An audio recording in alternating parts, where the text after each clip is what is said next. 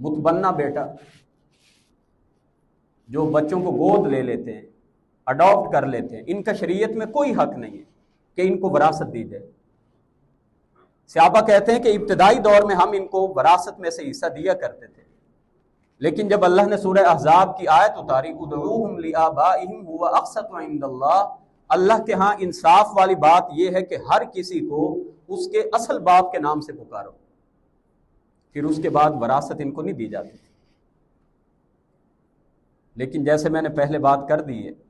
کہ ایسی صورت میں یتیم پوتے کی بات ہو یا اڈاپٹ کیے ہوئے بچے کی بات ہو تو اس کا سوتیلا باپ یا اس کی سوتیلی ماں وہ وصیت کر کے جا سکتی ہے، یا وہ اپنی زندگی میں اگر اس کو یہ علم ہو کہ میری زندگی کے بعد میری اس وصیت کو کوئی مانے گا نہیں، تو وہ اپنی زندگی میں کچھ حصہ ہبہ کر کے جا سکتی ہے، اور اس کا جو حجم ہے وہ 1/3 سے زیادہ نہیں ہوگا۔